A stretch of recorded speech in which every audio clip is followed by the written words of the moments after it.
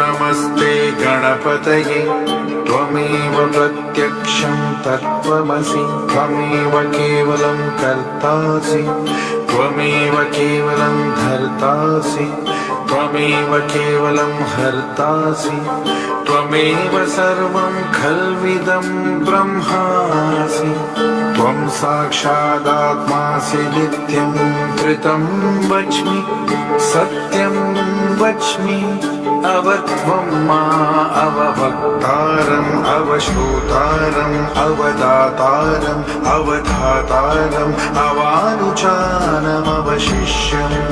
अवपश्चातात् अवं पुरस्तात् अवोत्तरात्तात् अवदक्षिणात्तात्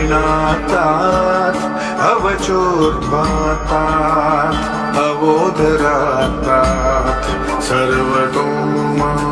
पाहि पाहि समन्तात् त्वं वाङ्मयस्त्वं चिन्मयः त्वमानन्दमयस्त्वं ब्रह्ममयः त्वं सच्चिदानन्दाद्वितीयोऽसि त्वं प्रत्यक्षं ब्रह्मासि त्वं ज्ञानमयो विज्ञानमयोऽसि सर्वं जगदिदं त्वत्तो जायते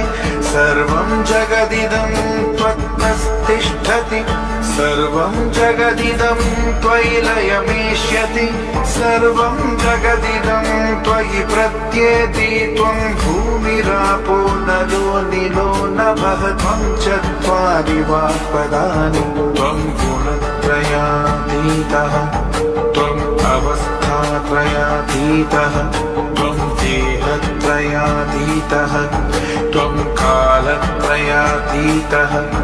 त्वं मूलाधारस्थितोऽसि नित्यं त्वं शक्तित्रयात्मकः त्वं योगिनो ध्यानन्ति नित्यं त्वं ब्रह्मा त्वं विष्णुस्त्वं रुद्रस्त्वं इन्द्रस्त्वं अग्निस्त्वं वायुस्त्वं सूर्यस्त्वं चन्द्रमास्त्वं ब्रह्मा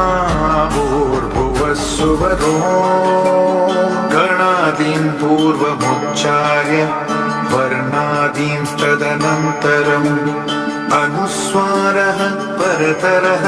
अर्धेन्दुलसितं तारेण रुद्रम् एतत्त्वमनुस्वरूपम् गकारः पूर्वरूपम् अकारो मध्यमरूपम् अनुस्वारश्चान्तयरूपम् बिन्दुरुत्तररूपम् नादः संधानम् संहिता सन्धिः सैषा गणेशविद्या गणनायकर्षिः निश्चगायत्री छन्दः गणपतिदेवता ॐ गं गणपतये नमः एकदन्ताय विद्महे वक्रतुण्डाय धीमहि तन्नो दन्तिः प्रचोदयात् एकदन्तं चतुर्हस्तं पाशमङ्कुशधारिणं रदं च वरदं हस्तैर्बिभ्राणं मूषकध्वजं रक्तं लम्बोदरं शूर्पकर्णकं रक्तवाससं रक्तगन्धानुलिप्ताङ्गं रक्तपुष्पैः सुपूजितम् भक्तानुकम्पिनं देवं जगत्कारणमच्युतम्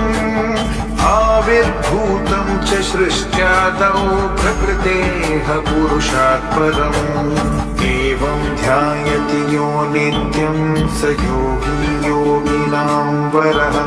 नमो व्रातपतये नमो गणपतये